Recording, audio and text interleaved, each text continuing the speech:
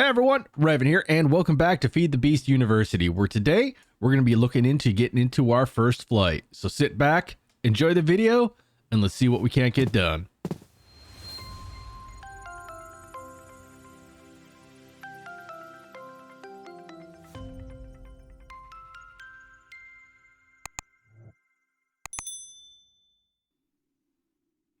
Alright guys, so just a quick update from in between episodes. I've done a little bit of grinding.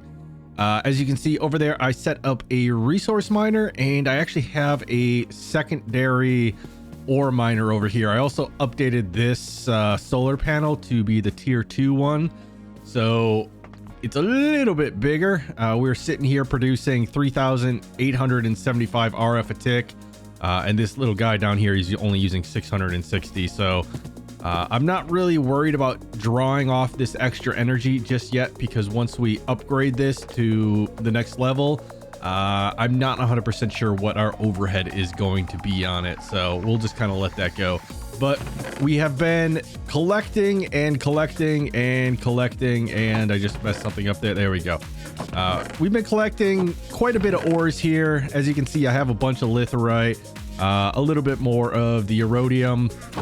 So we should be getting pretty close to being able to upgrade our ore miners, at least. I'm not horribly concerned about the resource miner over here, mainly because I think the only thing we really need from this guy is the mica, and we've gotten a fair bit of it. I think I've already taken a stack out, but as you can see, we have 2 more stacks down here.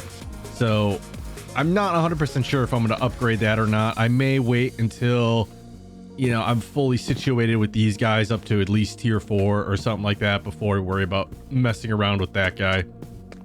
But today I want to get into some flight, and in order for us to do that, we're gonna also have to get into a few things in extra utilities.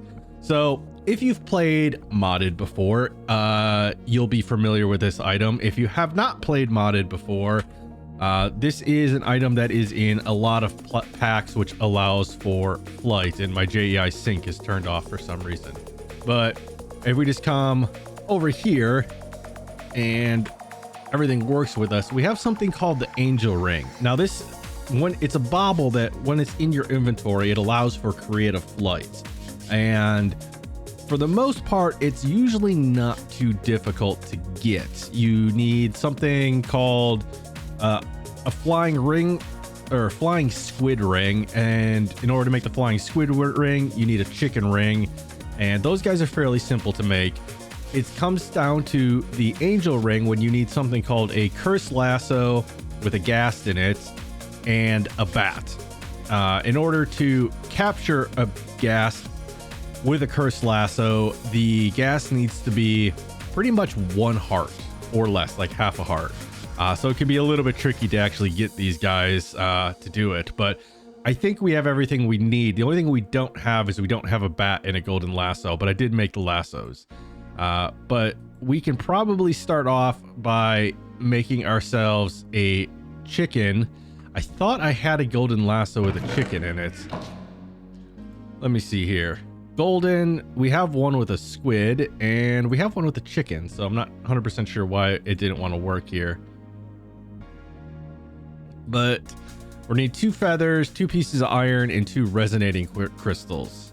And we should just be able to set these guys up just like so and pull our chicken wing. Now these rings use something called GP, which is the term for is grid power, but it's essentially, think of it as like a wireless power source that is only going to be utilized for certain items in the pack. In this case, the only thing we're really going to be using it for is chicken, or for the rings, but you can also use it for other things, like machine upgrades. They'll, you know, increase the machine speed, but they'll use GP. So the easiest way for us to generate GP is going to be with something called water mills. They're usually the easiest ones to, I don't want to say the easiest ones to make, but they're pretty easy and they're easy to set up.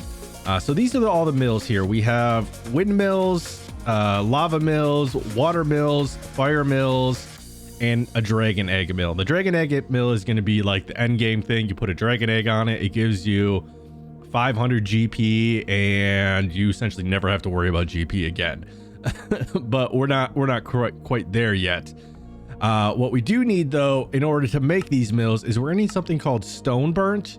And in order to make this, we need polished stone, which is just going to be 4 stone, and we need to put that inside of a resonator right here. Now the resonator takes GP to actually run. So your question is, well, if we need to make something in order to create GP, and the thing that we need to make takes JP to make it, how the heck do we get it? Well, that's where the hand crank comes in. I think it's called the mill, I believe.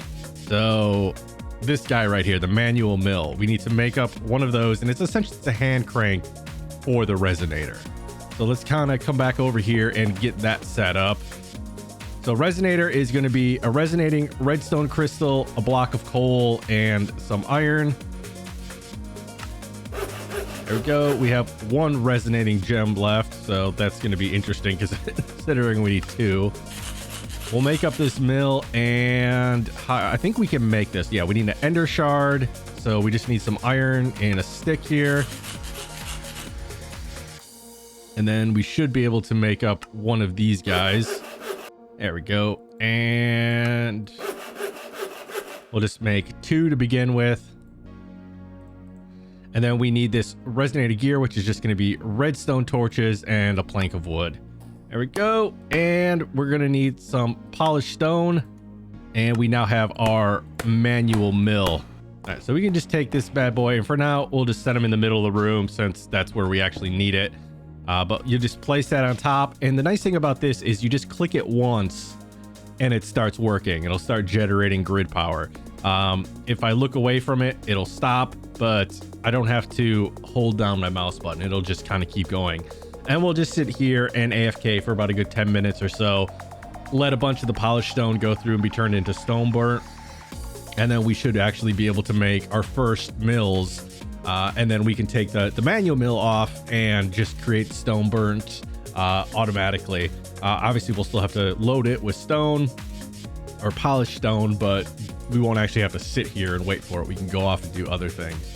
So I'm going to let this do its thing, and once we get it, we'll set up our mills. All right, so we managed to get enough of the stone burnt, and we ended up making ourselves 6 of the water mills that we have down here.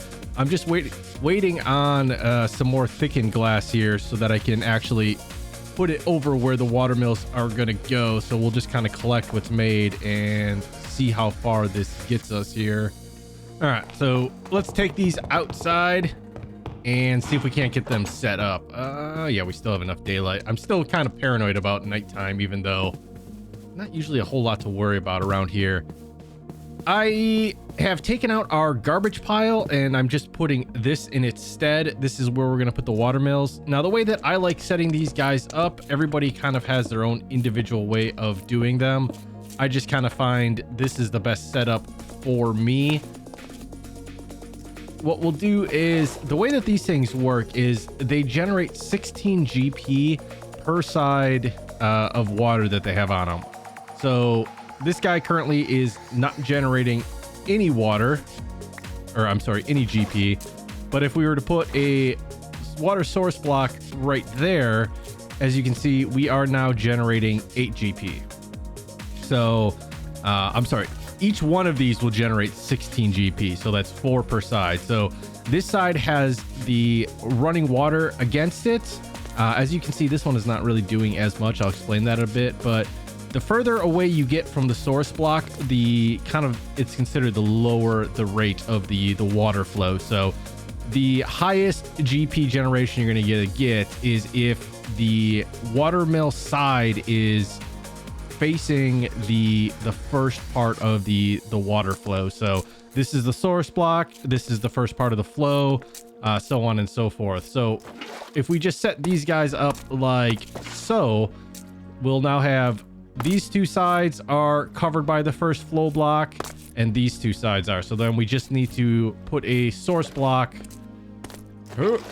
right here in the middle. So this one source block will cover this side, that side right there, and that side right there. So this block right here should be generating 16, as well as this one, and then these two should be 8 apiece.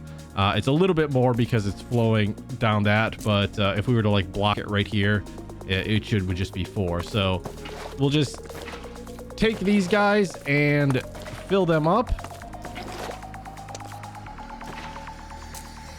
just like so. And so we do lose a little bit of GP on these middle ones. As you can see, this is only doing 11, but we have 32 and 32, so that's 64 plus 22 is we are generating 86 GP. Now, like I said, you can set these guys up to maximize the output of the GP, but since we're only really currently, at least right now, worried about getting enough GP for the inevitably for the angel ring, which I think takes 32 GP, the 84 that this is going to produce is going to be more than enough for us. So I made this glowing glass, so it's thickened glass with some glowstone dust. I just kind of want to put it here to see what it looks like, to kind of give a little bit of light to this area. And I'm playing around with these blue blocks are called water blocks. It's just a bucket of water surrounded by stone, and then you can chisel them to any which way effect that you desire. I just want to see what it looks like here for us. I was messing around with, you know, trying stuff like basalt or some other blocks, but, you know, we're just going to go with this one and, you know, see how it works out. There we go. And then we'll just have to make a ring around the outside. All right, so we have this guy done, and I'm not happy with it.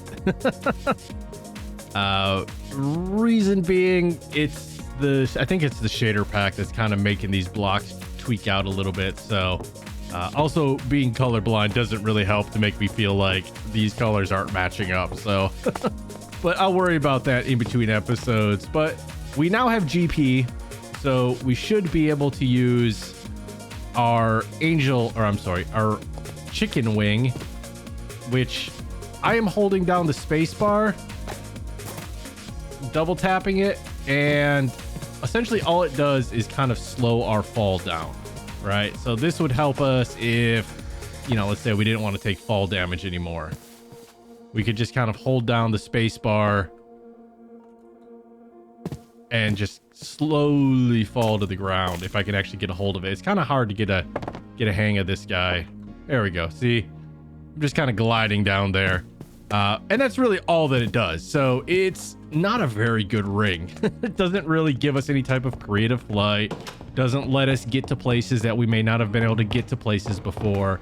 All right, so let's get rid of this thing and we'll just toss it back into our system and we'll make ourselves a...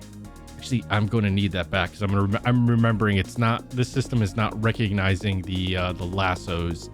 But we do need to make the squid ring now, which will give us a little bit closer to flight. It's still not going to be 100% or anything close, but it's almost kind of like having a base jetpack on. So we're going to need some black dye, an ender pearl, and 2 diamonds. So the golden lasso goes on the side, I believe. Then we need 2 diamonds, 4 pieces of that. And is it like this? Yes. All right. So now we have our ring of the flying squid, which if we hold on here, like as you see, it kind of gives us like a jetpack flight. So let me come up here. And as you can see, I kind of have a status bar or a power bar that kind of determines how much flight I have left, but it's pretty slow and it doesn't really get us.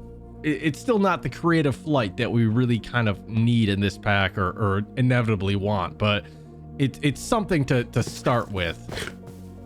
So in order to upgrade this guy, we actually need just a few more items and then we can have true creative flight. So we're gonna need our golden lasso. We're also gonna need our cursed lasso. There we go. Now one of the quests, I don't remember which one, but it did give us a ghast egg, and then another quest actually gave us another spawn ghast egg, so we can utilize this to get ourselves some gas. But the first thing that we need to do is kind of come down here and catch ourselves a bat. So we are in a cave and there's always bats around, but now that we're looking for one, we're almost guaranteed not to find one. So I'm just going to kind of run around a little bit and see if I can't get us a bat to spawn and then try to capture this guy. Okay, we finally got ourselves a bat. Now we just need to make a somewhat safe location for gas to spawn in. So I'm just going to dig ourselves a hole here. Doesn't have to be anything fancy, just something that's going to be big enough for gas. So gas, I think, are usually like 5 by 5 or something like that. So if we give ourselves a little bit more room, just say make it like a 7 by 7 hole here, we should be okay. All right, so we have our cursed lasso, we have our gas spawn egg. We just need to hope that we put this guy down, and when we hit him, we don't actually hit any projectiles back at him. So we're gonna have to kind of let him do his thing. Ow. Take a hit or two and just kind of whittle him down and make sure that he doesn't get stuck in the wall over there. So he's at 2 hearts, I think. There we go. So not too difficult if you have decent enough armor on that you can just kind of sit there and tank a gas blast or two. But if you're doing that without any armor on and you're not being patient about it, yeah, you're gonna end up punching one of the fireballs right back at him, and he's not gonna be happy. All right, so we have our bat and we have our gas. So the other 2 things that we're gonna need some gold and glass. Okay, so we have our bat, we have our gas, we have our squid ring, 2 pieces of glass up on top, and then the last bit of item should just be 4 pieces of gold, and we now have an angel ring. So we can toss this bad boy on and take a quick nap. There we go. So now when we step outside, just double click the space bar. We have creative flight in every dimension as far as we can go, all thanks to, well, just a couple little watermills down there, a couple pieces of gold, and some random mobs in this world. So this is just awesome. Normally in modded mine pack, or normally in modded packs, what I'll do is I'm usually kind of torn between which direction I want to go. If I want to go for the angel ring, or if I want to go for something like the glitch armor. It kind of depends which mods are in the pack. Both are, I would say, equally viable. This one is a little bit easier just because of the fact that some of the earlier mods are going to give you things like a gas spawn egg and a squid. Normally what you'd have to do is you'd have to go to the nether, track down a gas, get the health pretty low, and then capture it, and it can be a real pain. But now that we're out here, you know, we don't necessarily have to worry about that.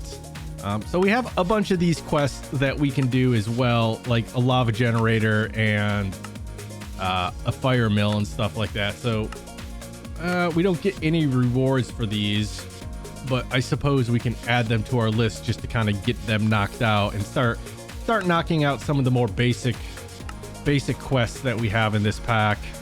So like if we wanted to kind of go through some of these, we're going to need to make a few more of these guys. So we should be able to make a windmill, a lava mill, which is going to be, the lava mill is going to be kind of similar to the water mill, where you have to have water flowing alongside of it, but I don't think it produces quite as much GP. And it can be harder to find lava than it is just to grab 2 buckets of water and make an unlimited water pool. We don't have any of these guys, but we can make them. This fire mill, this one I think you just hit with like put a piece of nether rock next to it and then set that on fire, and then that will produce GP as well. It's really easy and passive. Only reason I don't like it is because then you have the fire noise that you have to worry about. So if you want it in your base, you necessarily always want the crackling and that kind of stuff.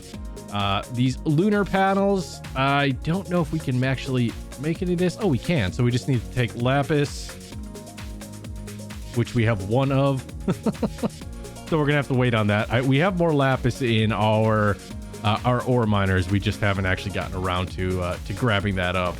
So let's actually go out there and grab us some lapis that we can crush down. All right, we have lapis in the system, and we were making the solar panel, right? So we have 3 solar panels, and we should have... We just have to wait for this. Can we make a speed upgrade? Oh, I forget. We need GP to make that.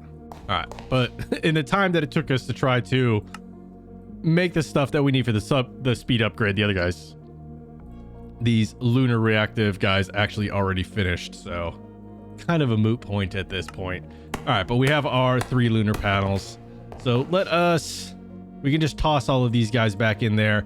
They're not going to produce much. The wind ones look kind of cool. They kind of look like a vent block, but at the same point in time, they don't do anything. Why? There he is. I was like, why can't I fly? Yeah, they don't really do much as far as production is concerned. But these guys are going to be the same thing. I think like they're going to give us like 1 extra GP or something like that. So we can just place these guys down. And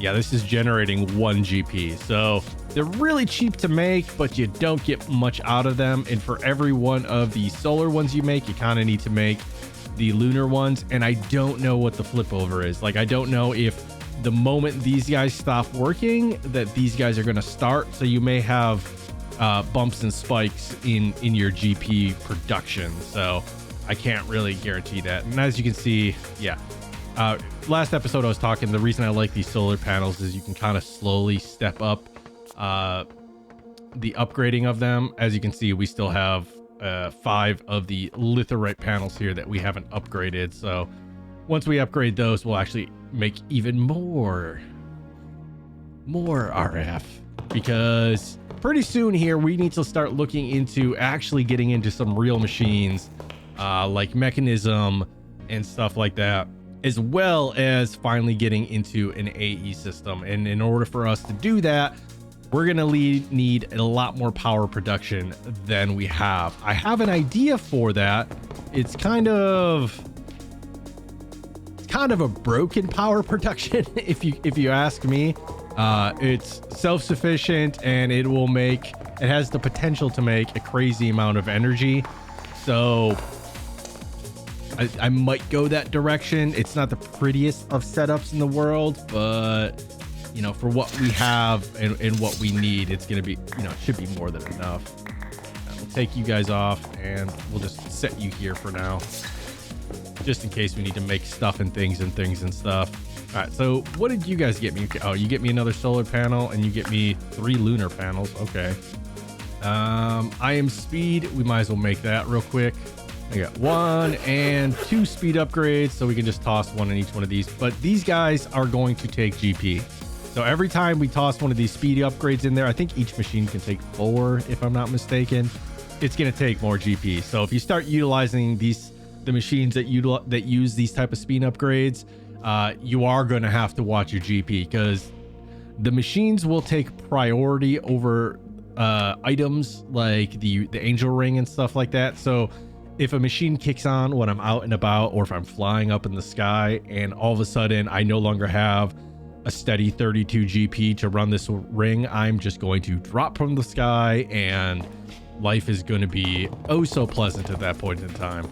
All right, so now that we have our flight, I actually want to start prepping for the next power gen that we're going to do, but I also want to make ourselves some sort of storage / processing center, because I don't necessarily want to have, like, this is probably still going to be my main base of operations. I'm going to have to expand down here, but I want somewhere where, you know, the ores that we're getting in from the void ore miners and stuff like that can actually grab you, can actually be utilized to I like lost the rats for a minute, can actually be utilized for other things and stuff and things. All right, so you're a male and you are a female. So let me pick you up and toss you in there. You are a male. So I think that should be a female in there. But what was I saying? Wow, squirrel.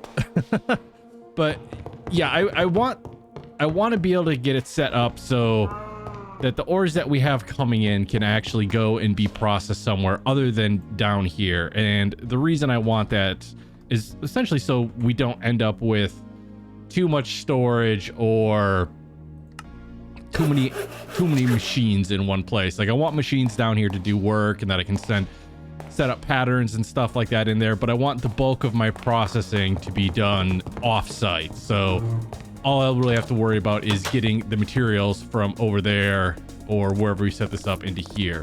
So the first thing I want to set up is this warehouse right here. Oh, I'm sorry, this greenhouse. So let me just preview this. That should be set up correctly. And let's say build. So this is where I want to make our energy. So like I could utilize this and I could put a bunch of rats in here and use this to grow plants and then, you know, put the machines that I want. But I think I'm going to do something slightly different. I'm probably going to use something I don't use a lot, and those are the garden cloche. They're pretty powerful, but most times packs that they're going to be in is also going to have things like agricraft and resource plants and seeds like that. I forget what they're called, like mystical seeds or something like that, mystical agriculture. So I end up never having to actually use the garden cloche. So I kind of want to set up some garden cloches inside of here and then have the rest of it be designed for the creation of energy. So we might keep one small plot, like, you know, maybe just cut it off like right here and then just have one or two rats harvesting stuff just to kind of make it, you know, seem more like a greenhouse, and then just have the rest of the area lined with a couple garden cloches over here and then a power generation in the middle. So that's going to be the plan for that building. And I'm going to say I don't just necessarily dislike the shape of the building. I think I do like the glass stairs. I didn't realize that those are a thing, but I'm not sure if I want to keep the polish andesite. I might change it over to something like a darker block or something like that. I think that might look a little bit better. And then this secondary building, I want to clear an area over here and then build like a little bit of a diagonal bridge coming over this down into this area over here. And then we can just pump everything with ender chests over into that area for processing. I did make just like a little haphazard bridge over here. I put some redstone lamps with daylight sensors switched over to nighttime, so these guys will turn on when it's night. And then this area over here, I'm thinking I'm going to use possibly for industrial foregoing.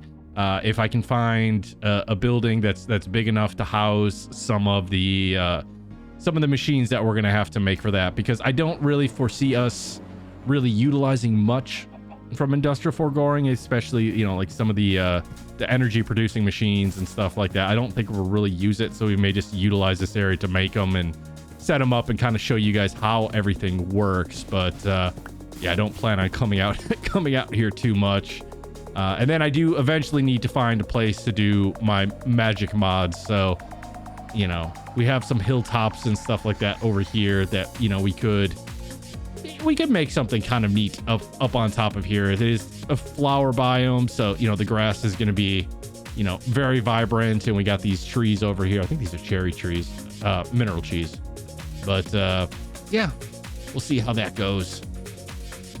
But for now, I am going to start clearing out some of these trees and dirt and kind of get us a somewhat flat platform that we can put down. We can put down this warehouse and check out what this guy looks like. So I will be right back. All right, so we are back. I did a little bit of a bridge. I made an attempt at building a bridge, I should say. So So I just kind of made ourselves a little path across here. Kind of feel like the floor needs more stuff. Just the clay is kind of bugging me, but then I kind of switched this over to like paved chisel stone. I gotta be careful here. You are all right. I should have just slept. Oh no! Now I'm gonna have the plague.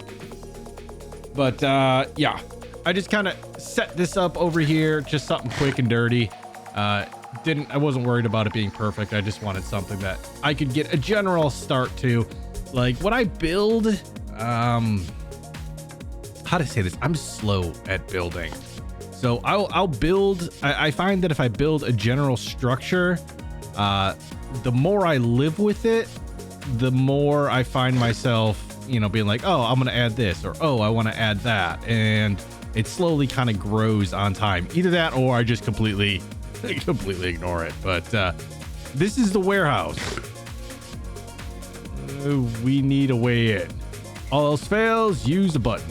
All right. Let me in. Thank you. All right. So this is the advanced warehouse here. Obviously, it didn't need to put a button. A button on that, but so it starts us off. We got some chests for storage, a whole bunch of chests for storage. We have a little bit of, oh, it's pretty neat, an underground section here, some furnaces. Oh, ender chest, that's gonna come in handy. And yeah, just more storage for us. And we actually do have a infinite water pool, so that's kind of cool. But I am going to be actually... Why is there cobwebs up in my place, huh? What? Gee, man. Oh, we got an enchanting table. A couple anvils. Those are nice. And is this just another enchanting? Yeah, another enchanting station. Essentially, what I'm going to do is I'm going to more than likely gut this entire place, right? This top section, I'm not sure what I'm going to do with, but...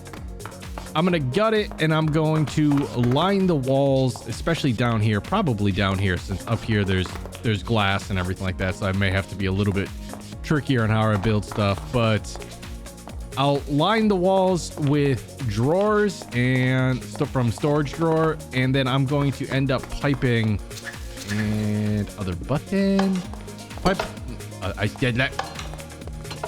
Piping everything from over here into that building, and then I'll make some machines, probably start off with like Ender IO or something like that, but eventually move into mechanism, and for the main purpose of saying, hey, mechanism's just better at ore processing. We can make things like the crushing factory and stuff like that, and it can do like 5 or 6 ores at once, and then you also have ways of, I think you can, like, if you really wanted to, like if you're really hurting for resources, you could like quadruple ores or something like that, I think, with mechanism.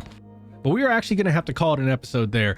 We did pretty good today. We now have creative flight, so we can get around the world and start looking for more things and stuff, specifically some of the Botania flowers. And in between episodes, I am going to do some cleaning up around the base, clearing out the warehouse over there, as well as the greenhouse, and for our future plans and power, lots and lots of power that we don't have any place to store, but we'll figure that out later. But hey, if you enjoyed the episode, please remember to hit that thumbs up button. If you haven't subscribed yet, please do so. It helps me out greatly. And until next time, stay safe, be awesome, and we'll see you in the next episode.